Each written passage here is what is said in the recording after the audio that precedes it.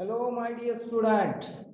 Once again, wishing you a very warm welcome in the another session of the video lecture with having a same chapter. Here, I am also present a second video lecture for everyone for the chapter cell biology and biotechnology. परत आपल्यासाठी एक video lecture घेऊन आलेला आहे बाळांनो. In the previous video lecture, we were discussed about the stem cell and origin of the stem cell, how it is produced, where it is produced, all type of such aspects of the stem cells we were discussed in the last video lecture. Today we are going to grab the information related to the same topic, means आपण अजून we are not still finished the all information about the stem cell. Stem सेलचं नाही अजून आपल्याकडून पूर्ण झालं, तर just आपण आता ते सुरुवात करणार आहोत. My dear student, let's start. चला, कसे आहात? आणि एक गोष्ट सांगायची मला सर्वांना, I would like to requesting to everyone that आपण व्हिडिओ बघताय, थँक्यू त्याबद्दल. Special thanks for everyone for watching my video. But the one thing definitely you should miss. I don't know that you are doing all these things intentionally or not. I really don't know.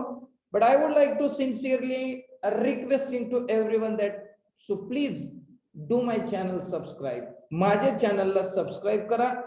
For the more videos you should like to be त्या व्हिडिओला तुम्हाला बघण्यासाठी तुम्ही हे काय करणं गरजेचं आहे, तर लाईक करणं, कमेंट करणं. आणि लाईक आणि कमेंट नको रे, like and comment नको, but subscription is a very important. So once again I would like to requesting to everyone that don't forget to subscribe the channel for the more easy video for you. ठीक आहे बेटा. चला तर मग आता stem सेलच्या संदर्भामध्ये आपल्याला चर्चा करायची आहे. आपण जाणार आहोत आता स्टेम सेल बद्दल चर्चा करायला. ओके, तर सेकंड लेक्चर आहे, व्हिडिओ लेक्चर. आय होप तुम्ही एन्जॉय करत असाल.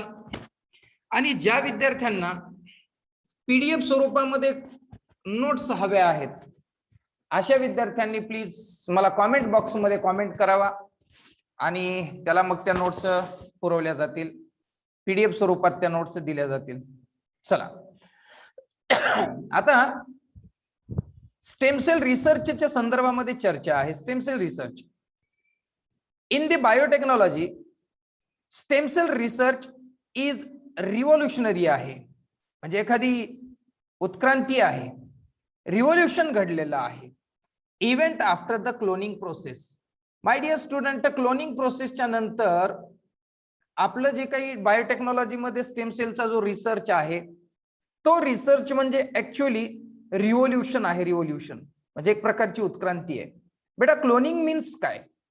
Cloning means the formation on or the production of genetically similar organism.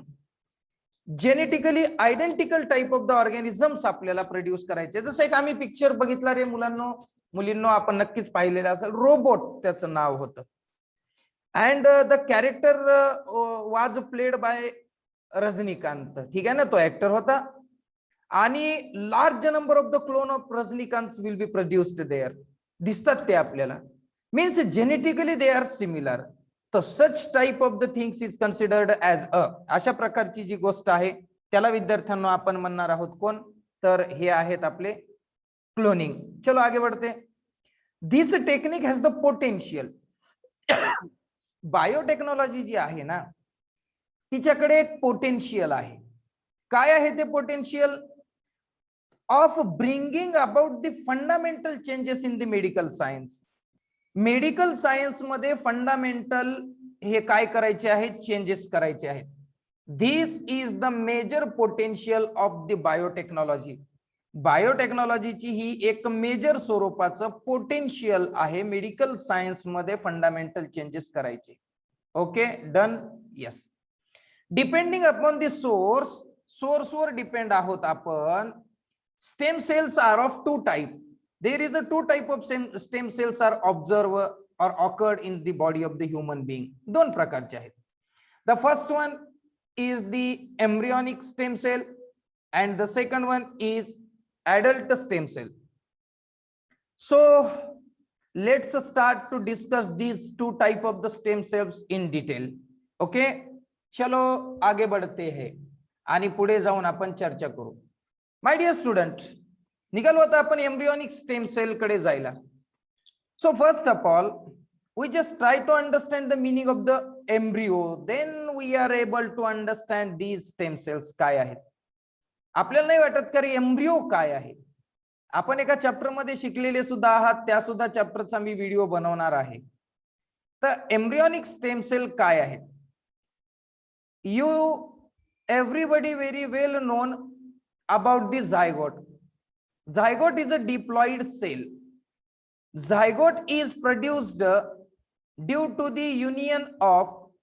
the fusion of male gamete sperm and female gamete egg or ovum. आहे का नाही माय? आहे. Mail gamete कोण आहे? Sperm. Female gamete कोण आहे? एग. या दोघांचं काय होतं? Fertilisation. Fertilisation also called as conception. What will be the result of these fusion? The result of these fusion will be the formation of zygote. झायगोटचं formation आम्हाला झालेलं दिसतं किंवा होतं. काय झायगोट? Zygote is nothing but a cell. Cell आहे. Number 2, this chromosome cell, hence we call it diploid. Okay, आता काय होतं? This zygote cell undergoes several mitotic divisions, and after the several mitotic division, these cell result in the formation of a mass of the cell, and that mass of the cell look like a solid ball. म्हणजे एखाद्या solid ball सारखं आपल्याला एक structure दिसतं, and that structure will referred as morula. ही छान आकृती आमच्या समोर आहे. My dear student, please let's focus here. आपल्याकडे फर्टिलायझेशन होताना दिसतं. बेटा फर्टिलायझेशन कशात होतं? स्पर्म मध्ये आणि ओव्हम मध्ये. ओके बेटा, what will be the result? The result will be formation of the zygote. Okay, easy. Zygote undergoes the mitotic division, and that mitotic division is a several mitotic division. अनेक mitotic division होतात आणि नंतर पहिलं mitotic division होतं, 2 cell तयार होतात. After the second mitotic division 4 cell are produced. These 4 cell undergoes the again successive mitotic division, and there is a formation of large number of the cell. All these cells are collected together and they look like a solid ball of the cell or mass of the cell. आपल्याला दिसतं इथं ही इथं solid morula आहे. Morula ही काय आहे ते ती एक प्रकारची डेव्हलपमेंटल स्टेज आहे एम्ब्रियोची. आणि मोरुलाचं रूपांतर लगेच काही वेळानंतर ब्लास्टोसिस्ट मध्ये होतं. आणि ब्लास्टोसिस्ट मध्ये प्रेझेंट असलेल्या ज्या सेल्स आहेत, ज्या सेल्सला आपण inner mass of the cells असे म्हणतो, these inner mass of the cells are produced due to the successive mitotic division of zygote. काय सांगणार बेटा? these blastocyst च्या मध्ये असलेल्या inner mass of the cells are produced due to the successive division of zygote. झायगोटच्या successive division मुळे त्या sale तयार झालेल्या आहेत. ठीक आहे, चला तर मग the cell present in the blastocyst is considered as a stem cell. आणि त्या ब्लास्टोसिस्ट मध्ये प्रेझेंट असलेल्या एव्हरी सेलला, each and every cell is considered as a कोणती सेल? स्टेम सेल तिला म्हणायचं आहे. नाईस.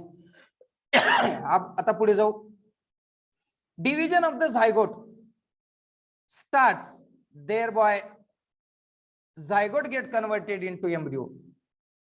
आपल्या बुक मध्ये काय सेंटेन्स आहे? तुमच्या बुक मध्ये हे सेंटेन्स आहे की division of the zygote takes place होतं, स्टार्ट होतं, and then that zygote will converted into the embryo आणि तो झायगोट एम्ब्रिओ मध्ये कन्वर्ट होतो. कोण आहे एम्ब्रिओ, ज्याला मराठीमध्ये भ्रूण असे म्हणतात? Embryo is nothing but the aggregation of stem cell, aggregation of mass of the cell, mass of the सेलचं ऍग्रिगेशन आहे आणि that aggregation of the cell is considered as a embryo आणि तो झाला झायगोट पासून. I think first line or the first sentence must be cleared by everyone. Okay. The cell of the embryo undergoes the mitotic division.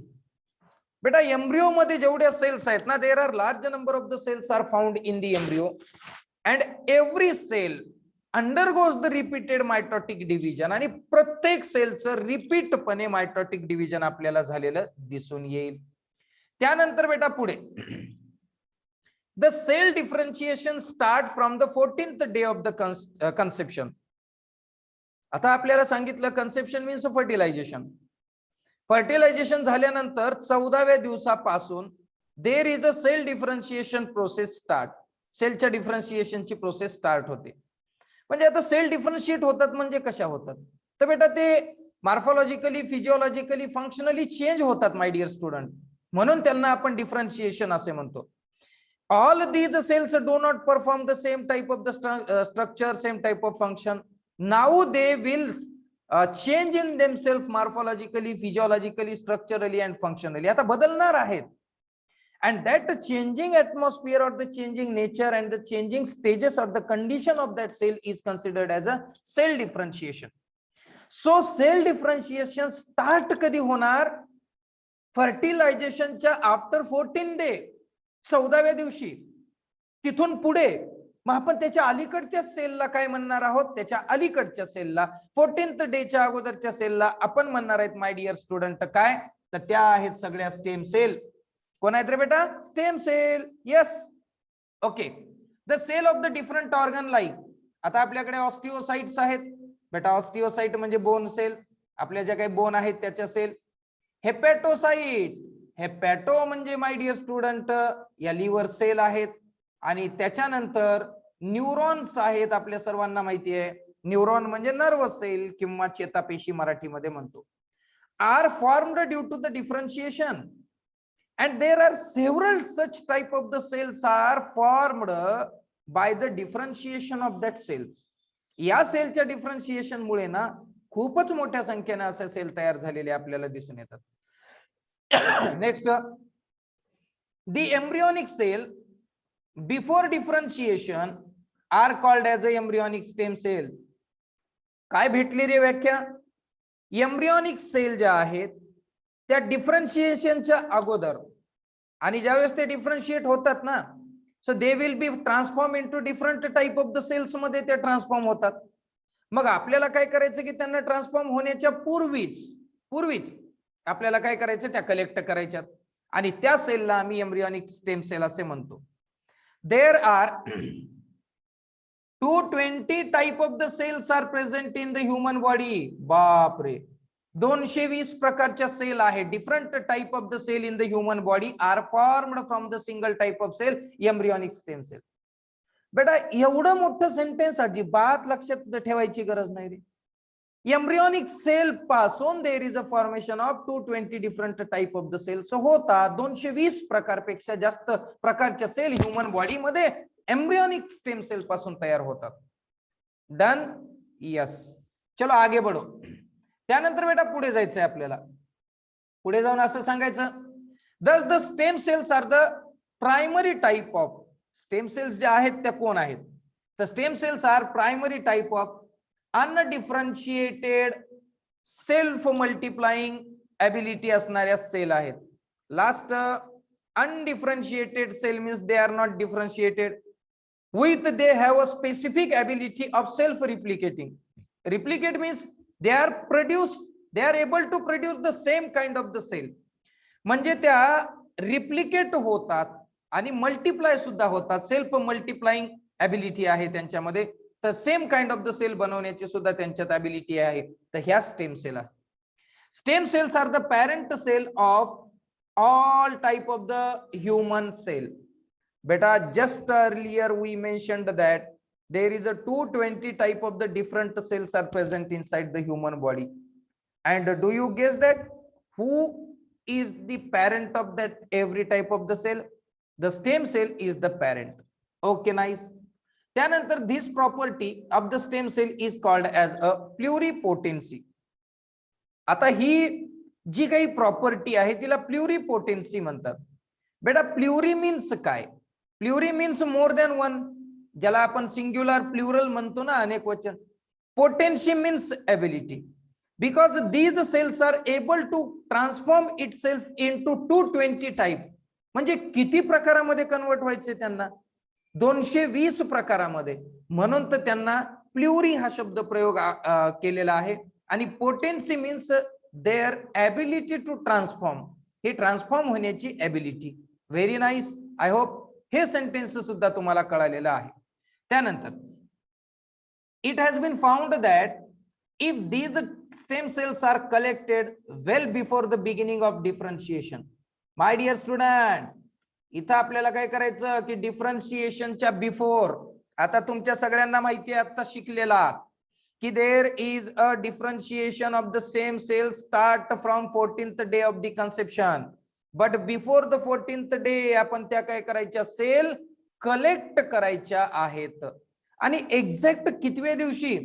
5th day to 7th day, म्हणजे जवळपास 5व्या ते 7व्या दिवसाच्या कन्सेप्शनच्या नंतरच्या सेलला तुम्ही कलेक्ट करू शकता. ओके, चलो. These stem cells are cultured with the certain biochemical stimulus. आता काय करायचं चव्हाण सर? आम्ही ह्या सेल घेऊन करणार काय? तर आम्ही त्याला बायोकेमिकली स्टिम्युलेट करणार. सर आम्हाला कळलं नाही. मीन्स त्याला आपण जे बायोकेमिकल्स आहेत आपल्या बॉडीमध्ये, हार्मोन्स असतील, एन्झाइम्स असतील, वेगवेगळे काही बायोकेमिकल्स असतील, त्यांच्या मदतीने प्रयोगशाळेमध्ये in the laboratory we need to be cultured them. म्हणजे कुठल्या प्रकारामध्ये ती सेल कन्वर्ट होणार आहे त्यावर त्याचं बायोकेमिकल नेचर डिसाइड होत असतं किंवा बायोकेमिकल स्टिम्युलस डिसाइड होतं. त्यानंतर बेटा पुढे, as per the stimulus they can transform themselves into desired type of the cell. आता स्टिम्युलस कशाचं आहे? अर्लियर वी मेन्शन दॅट की these cells have a potency, these cells have a potential of transform into any desired type of the cells of the body. शरीरातल्या कुठल्याही प्रकारच्या sale मध्ये ती convert होऊ शकण्याची क्षमता तिच्यात आहे. मग माय डिअर स्टुडंट, मला आपल्या सगळ्यांना हे सांगायचंय की हे काय होतं, कशामुळे होतं? तर स्टिम्युलस मुळे होतं. स्टिम्युलस मीन्स उद्दीपित करणे होय. टेंडन्सी टू इंड्यूस करण्याची प्रवृत्ती होय. त्याचमुळे त्या सेल, आता कसं आपल्याकडे इलेक्ट्रिक बोर्ड आहे, इलेक्ट्रिक बोर्डवर लार्ज नंबर ऑफ बटन्स आहेत. Every button is a specific for the particular electronic device. Suppose that I would like to run that fan, then I need to be on the particular button which is located और situated on that board. कुठला बी असेल. मग आमच्याकडे tube साठी एक button आहे. म्हणजे every type of button is a same. Okay ना बेटा? आणि आपल्याकडे डिव्हाइसेस आहेत ते डिफरंट आहेत. If you wanted to run your fan, then you need to press the particular button.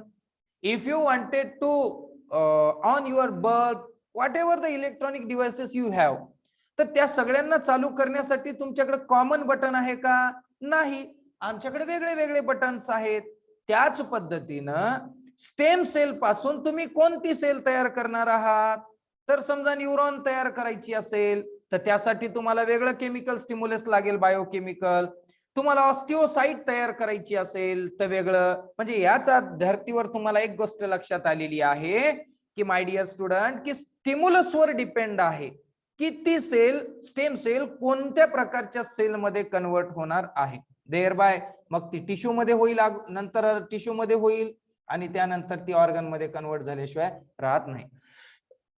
आता एक गोष्ट मला सगळ्यांना आपल्याला हे सांगायचंय माय डिअर स्टुडंट, की बाळांनो हे का घडतं रे? त्या सेल मध्ये असं काय आहे? त्या सेल मध्ये, स्टेम सेल मध्ये असं काय आहे की ज्याच्यामुळं ती स्टेम सेल कुठल्याही प्रकारच्या सेल मध्ये कन्वर्ट होते?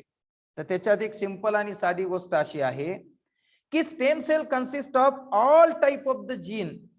Stem cell consist of all type of the gene. हे लिहून घ्यायला विसरू नका, कुठे प्रश्न पण पडतो बेटा.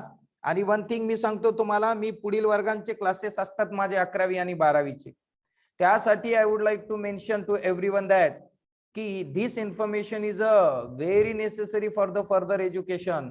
पुढील शिक्षणासाठी ह्या माहितीची फार गरज आहे.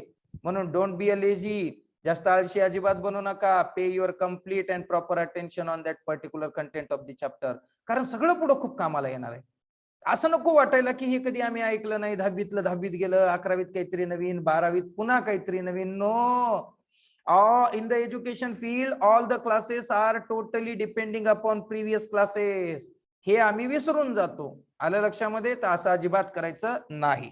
चलो, stem cell consist of every type of the all type of the gene present in itself, but these genes are present in, ते जे जीन्स आहेत तर ते जीन्स डिऍक्टिव्हेटेड स्वरूपामध्ये आहेत. त्यांना ऍक्टिव्हेट करण्यासाठी बायोकेमिकल स्टिम्युलस पाहिजे. आणि when biochemical stimulus applying on stem cell, then these genes activated, ते जीन्स ऍक्टिव्हेट होतात अँड ते desired type of the cell, tissue आणि ऑर्गन बनवतात. ही गोष्ट लक्षात ठेवा.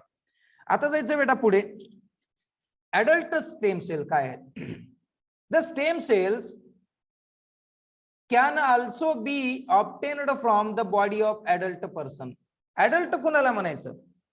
those girl who completed 18 year and those boy who complete its 21st year, then they are able to call them, we are able to call them काय? तर त्यांना adult म्हणा. त्या अडल्ट मध्ये सुद्धा आपल्याला काय सापडतं माय डिअर स्टुडंट? तर ह्या स्टेम सेल सापडतात. पुढे, there is a 3 main sources of the stem cell in the body of adult person.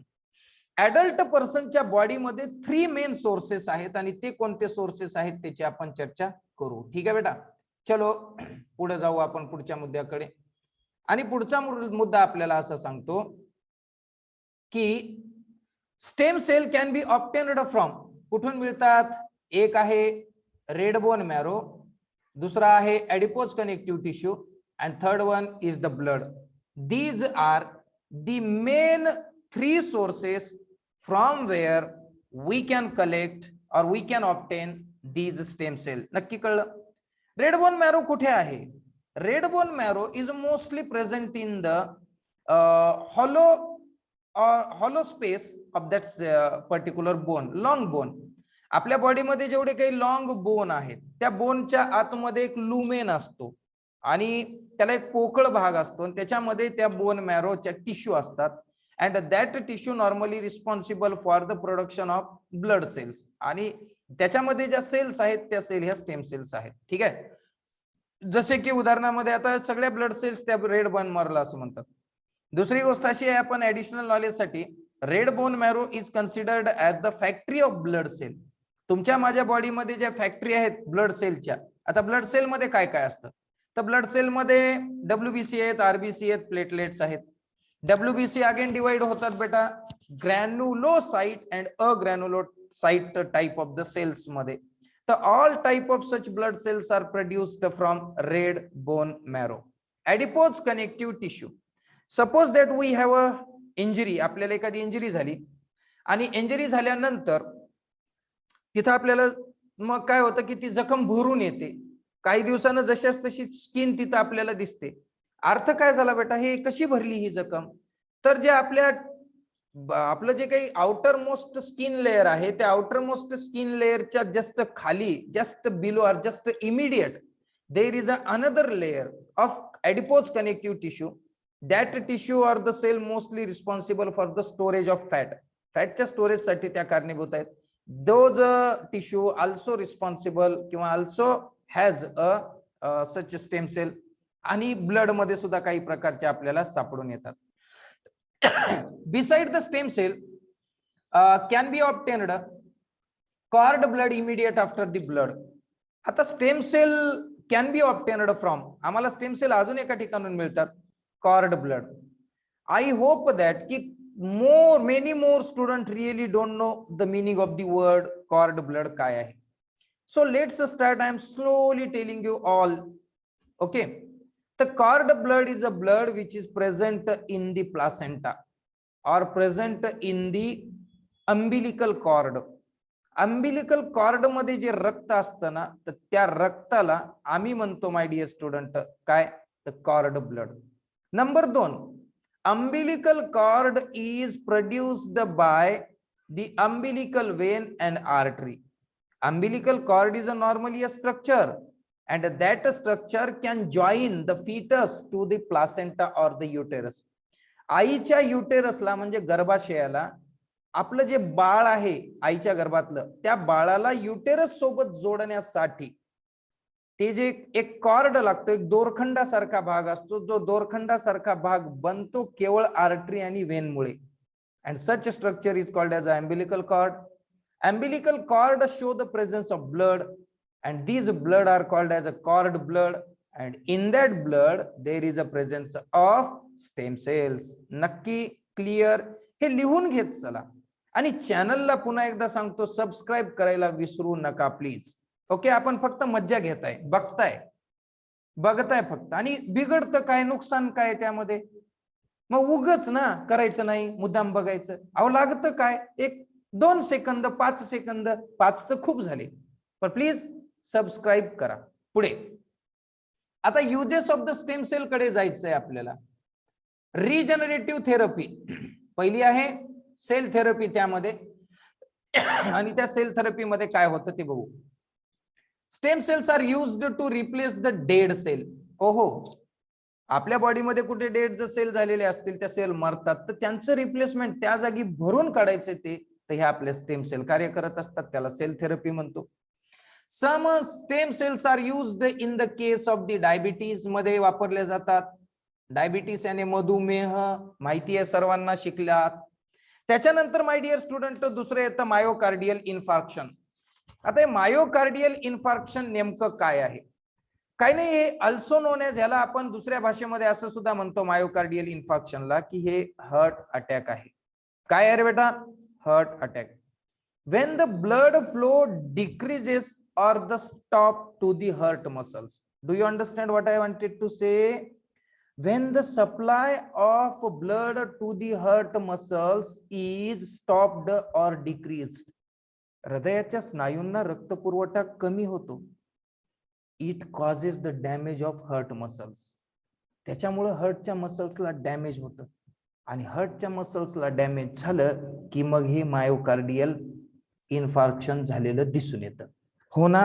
हो, खूप छान.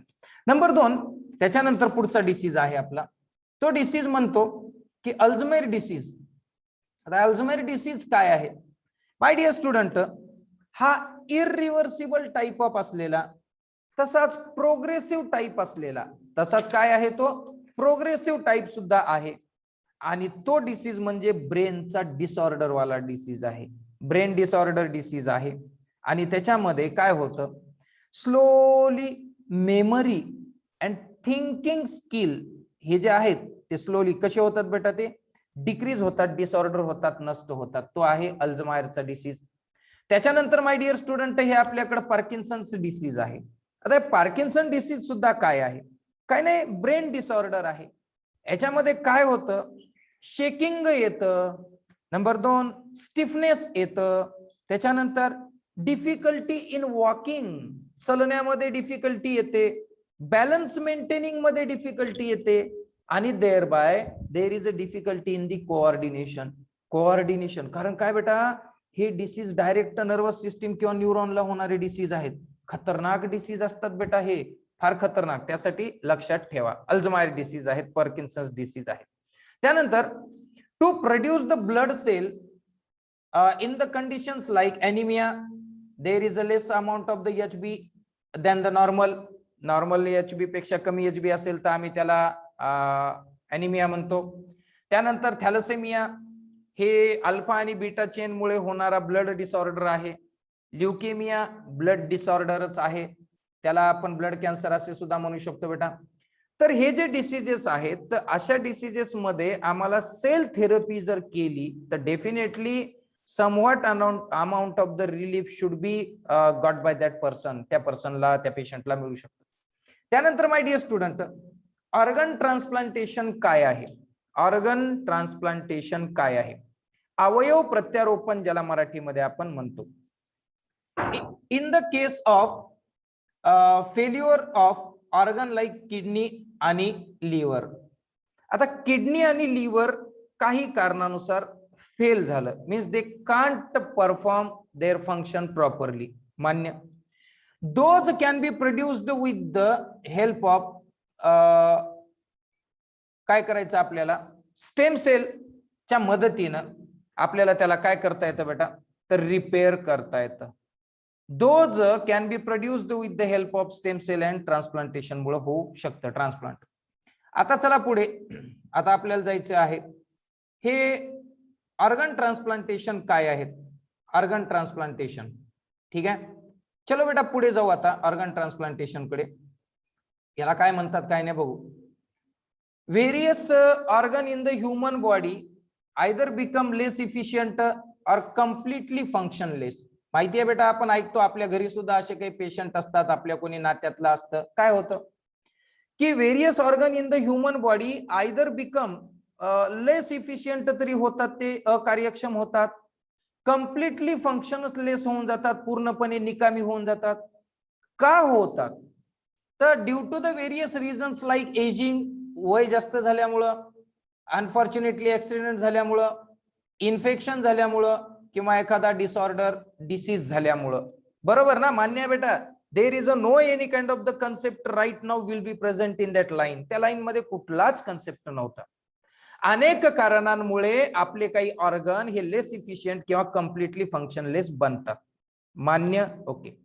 Life of such person become difficult और even fatality may under such condition.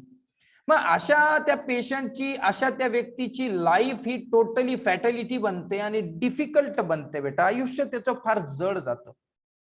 हाऊएव्हर if the person get the necessary organ. आता एखाद्या पर्सनची kidney गेली आणि त्या पर्सनला kidney भेटली. एखाद्या पर्सनचा लिव्हर खराब झाला, लिव्हर त्याला भेटला, तर काय होईल रे बेटा, त्याला त्याची नॉर्मल लाईफ जगता येईल ना.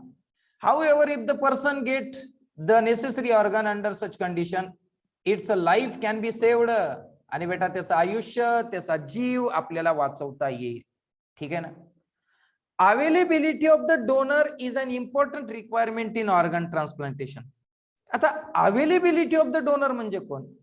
अहो तुम्ही कुणाची किडनी घेणार आहात, कुणाचं लिव्हर घेणार आहात, म्हणजे तुम्हाला तो देणारा पाहिजे ना. इट मीन्स दॅट की availability of the donor is a important requirement. महत्वाची एक रिक्वायरमेंट आहे ऑर्गन ट्रान्सप्लांटेशन साठी. Availability of the donor is very important. Okay. Each person have a pair of kidney. हो आम्हाला पण आहेत. हो आम्हाला 2 किडन्या आहेत. सर तुम्हाला? हो मला पण आहेत. मी सर म्हणून काय एखादी एक्स्ट्रा घ्यायची मला नाही. आपल्या सर्वांना मानव जातीत 2च किडन्या आहेत. Okay. As the process of excretion, काय फंक्शन आहे किडनीचं? Kidney can filter the nitrogenous toxic waste material. बरोबर ना, किडनी फिल्टर करते बेटा. This is the filtration unit आहे. आपण एका चॅप्टर मध्ये शिकलात सुद्धा तुम्ही. तर ते एक्सक्रेशन म्हणजे उत्सर्जन ज्याला मराठीमध्ये म्हणू, की as the process of excretion can occur with the help of the single kidney. एकाच किडनीनं जर आपले हे सगळं काम होत असेल तर, एकाच किडनीनं आपले हे सगळं काम होत असेल तर person can donate another one. आणि तो जो पर्सन आहे ज्याच्यात एका किडनीवर सुद्धा काम होऊ शकतं, म्हणजे सगळ्यांचेच रे, तर person can donate the another kidney. अरे बापरे, दुसरी किडनी आम्ही दान करू शकतो. बर. सिमिलरली स्किन, त्याच पद्धतीनं स्किन, त्वचा सुद्धा, from the certain part of the body, आपल्या काही विशिष्ट भागाच्या ज्या काही त्वचा आहे विशिष्ट भागाची, ती त्वचा we can also be donated. आपण ती सुद्धा डोनेट करू शकतो. म्हणजे किडनी करू शकतो, लिव्हर करू शकतो, हे स्किन सुद्धा करू शकतो. आता various factors like blood group असेल, आपल्याला काही डिसीज आहे का नाही ते होईल, काही डिसऑर्डर्स असतील, तसेच आपलं एज किती आहे, ऑफ दी हे किती आहे, of the donor and recipient need to be paid attention during the transplantation. My dear student, transplantation करत असताना जो डोनर आहे आणि रिसिपियंट आहे डोनर मीन्स डोनेट करणारा, देणारा, दान देणारा, आणि रेसिपियंट याने स्वीकारणारा. तर बोथ दोघांचं एज किती, दोघांचा ब्लड ग्रुप किती, दोघांचं various type of such characteristics are considered during the process of transplantation. Transplantation करताना ह्या सगळ्या गोष्टींचा इत्थंभूत अभ्यास अतिशय गरजेचा असतो. कारण जर असं काही जर मॅच नाही झालं तर ते रिजेक्शन होऊन जाईल ना बेटा पुढे. However, the other organs cannot be donated during the lifetime. काही असे पण ऑर्गन्स आहेत जे लाईफ टाइमच्या दरम्यान काय होऊ शकणार नाहीत बेटा, ते डोनेट केले जात नाहीत. ऑर्गन्स लाईक लिव्हर असेल, हार्ट असेल आणि आईज असेल. कोणते? हार्ट, आईज आणि ज्याला HEL म्हणतो शॉर्ट मध्ये, HEL can be donated after death only. बापरे, खरं का सर? हो, आफ्टर डेथच, डेथ झाल्यानंतरच आपल्याला काय करता येईल, तर हे ऑर्गन डोनेट करता येतील. आपल्याला असे प्रश्न MCQ टाइप मध्ये असू शकतात, तर अटेन्शन तर पेड असू द्या. पुढे, इट हॅज लेड टू एमर्जन्स. ह्या गोष्टीमुळे एका गोष्टीचा नवीन उगम होतो, एका नवीन कन्सेप्टचा उगम होतो. एमर्जन्सी आणि उगम. Concept like posthumous after death donation of the body आणि ऑर्गन. बेटा, मृत्यू झाल्याच्या नंतर आपण बऱ्याचशा घटना ऐकतो. आता आपल्याला माहिती असेल, एक फार सेलिब्रिटीचं नाव आहे, जिचं नाव आहे, एक ऍक्ट्रेस आहे, एक नटी आहे, ऐश्वर्या राय. तर आम्ही काही वर्षापूर्वी ऐकले की ऐश्वर्या रायने आफ्टर डेथ पोस्थमस कंडिशन मध्ये तिने तिचे डोळे दान करण्याचा निर्णय घेतलेला आहे. हे आपण ऐकून आहात. तर अलीकडच्या काळामध्ये ह्या चांगल्या गोष्टीचं रुजणं व्हायला लागलेलं आहे, हा कन्सेप्ट क्लिअर व्हायला लागलेला आहे. चलो आता बघू हे ऑर्गन अँड बॉडी डोनेशन काय आहे. ओके, चलो आता human body are disposed of after the death as per the traditional custom. आपल्याकडे काय परंपरा आहे की ह्युमन बॉडी, जर मानवाचा मृत्यू झाला तर definitely the body of the human being is disposed of. आपण तिला नष्ट करतो. दोन मार्ग आहेत, आपल्याला माहिती आहे नष्ट कोणत्या प्रकारे करतो. ठीक आहे बेटा, हे आपलं काय आहे, तर हे आपलं ट्रेडिशनल कस्टम्स आहेत, म्हणजे पारंपरिक आपल्या प्रथा, रूढी आहेत. Okay, however due to the progress in the science मध्ये तर प्रोग्रेस झाला. It has been realised that many organ functional for the certain period even after the death under the specific condition.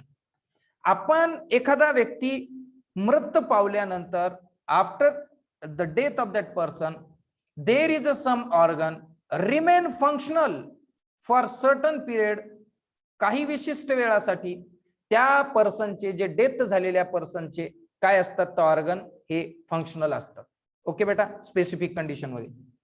Concept like organ donation. आता आपल्याकडे काय चालू आहे की organ donation जे आहे आणि बॉडी डोनेशन जे आहे हॅव एमर्ज्ड रिसेंटली. एक नवीन आफ्टर द रिअलायझेशन लोकांना अशी जाणीव झालेली आहे की can be to save the life of needful person. आता त्यानंतर काय, इथं बॉडी तर डिस्पोज करणार आहे, totally body will be disposed, but if they are using or donate that body, that body जर डोनेट केली गेली तर several people, needful people can be survived, ती जगू शकतात, हे गरजेचं आहे. त्यानंतर बेटा पुढे अ लिबरल व्ह्यू. आता उदारमतवादी, लिबरलचा अर्थ उदारमतवादी. Liberal view behind the concept of the organ body donation is that after the death our body should be useful to the other needful person. My dear student, after death एखादी body दुसऱ्या व्यक्तीसाठी, ही needful person साठी ही कशी असू शकते, useful असू शकते.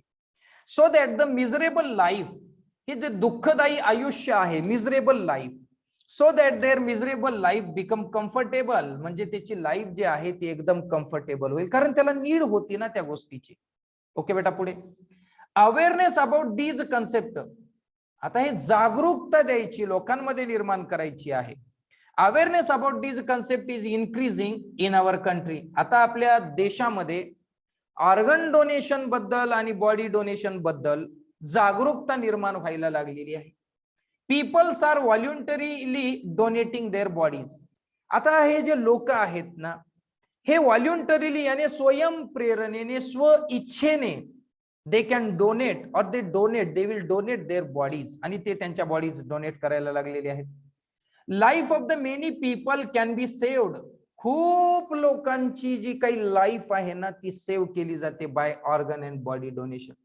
कारण कुणाला लिव्हरची गरज असते, कुणाला हार्टची गरज असते, कुणाला डोळ्यांची गरज असते, कुणाला त्वचेची गरज असते. Various type of the needful persons are present. If somebody donate their body, then the part of their body should be utilized by that needful person, and they can make their life, miserable life, become comfortable life. होय ना? नक्कीच सोपा concept आहे. Blind regain the vision, एखादा आंधळा माणूस आहे बेटा, तो रिगेन कराल, त्याची दृष्टी तो परत मिळवेल, म्हणजे त्याचं आयुष्य परत किती कम्फर्टेबल आणि छान होऊन जाईल माय डिअर स्टुडंट. ओके, आता हा एक सोशल इश्यू सुद्धा आहे बरं, कारण सायन्सनं प्रगती केलेली आहे, त्यासाठी ह्याच्यावर थोडंसं फोकस असणं अत्यंत गरजेचं आहे. Life of the many people can B rendered comfortable, आपल्याला ती रेंडर करता येईल comfortably by the donation of different organ, वेगवेगळे ऑर्गन डोनेशन करून आपण हे करू शकतो. सच डोनेटिंग ऑर्गन, कोणत्या ऑर्गनला आपण डोनेट करतो? लिव्हरला करतो, किडनीला करतो, हार्टला करतो, त्याच्यानंतर हार्टचे वाल्व आहेत त्याला हार्ट वाल्व म्हणतो, जे बायकस्पीड आणि ट्रायकस्पीड वाल्व असतात, तसेच त्वचा असते, हे ऑर्गन आपण डोनेट करू शकतो. त्याचबरोबर माय डिअर स्टुडंट, याच्या पलीकडे जाऊन आपण हे पण करू शकतो, करणार आहोत काय, की काही टिश्यू सुद्धा आम्ही डोनेट करत असतो. उदाहरणामध्ये हार्ट वाल आहे, टेंडॉन आहे, त्यानंतर हाडांना हाड जोडायचं टेंडॉन आहे, हाडाला मसल्स जोडणं हे लिगामेंट्स आहेत, हे स्किन पार्ट आहेत, आईजचे काही पार्ट आहेत, कॉर्निया सारखे, स्क्लेरा सारखे, तर ते टिश्यू आहेत, त्या टिश्यू सुद्धा ट्रान्सप्लांट केल्या जातात आणि डोनेट केल्या जातात. Similarly body can be made available for the research in the medical study. याच पद्धतीनं मेडिकल स्टडी साठी बॉडी सुद्धा काय केली जाते, अवेलेबल करून दिली जाते. की आता माहिती आहे एमबीबीएस, आता आपण कदाचित खूप जण स्वप्न घेऊन आहात की तुम्हाला डॉक्टर व्हायचे, तर तुम्हाला डॉक्टर होत असताना त्यातले जे प्रॅक्टिकल्स आहेत ते शिकण्यासाठी डेड बॉडी गरजेची आहे. तर डेड बॉडी मग अशीच कुठून तरी लोकांनी, ब्रॉड माइंडेड लोकांनी ती डोनेट केली पाहिजे, ज्याच्यामुळे मेडिकल स्टडीज सोपी होईल. Many government and social organisation, खूप ह्या सामाजिक संघटना असतील आणि ज्या काही शासनाच्या संघटना असतील, working towards increasing the awareness about the body donation, आणि बॉडीच्या डोनेशनच्या संदर्भामध्ये सध्या खूप अशा संघटना कार्य करत आहेत actively. Organ donation and the transplantation is under the control of transplantation human act 1994. हा प्रश्न तुम्हाला एमसीक्यू साठी, शॉर्ट आन्सर साठी इम्पॉर्टंट आहे, इन केस इन फ्युचर साठी सुद्धा लक्षात ठेवा. ऑर्गन आणि ट्रान्सप्लांटेशन जे आहे बॉडीचं, तर ते काही जे कशाच्या, कोणत्या ऍक्टच्या अंतर्गत कंट्रोल केलं जातं, तर transplantation of human organ act 1994 and amendment आहेत, याला अमेंडमेंट म्हणतो आपण, अमेंडमेंट केलेले आहेत काही, आणि त्या अमेंडमेंट म्हणजे दुरुस्त्या आहेत त्या कायद्यामध्ये. तर 2009 ला, 2011 ला आणि 2014 ला त्या दुरुस्त्या केलेल्या आहेत. So that overall process would be transparent, सगळी जी प्रोसेस आहे ती पारदर्शक होईल. And any person would not be cheated, कुठलाच पर्सन चीट केला जाणार नाही, त्यासाठी हा कायदा बनवलेला आहे.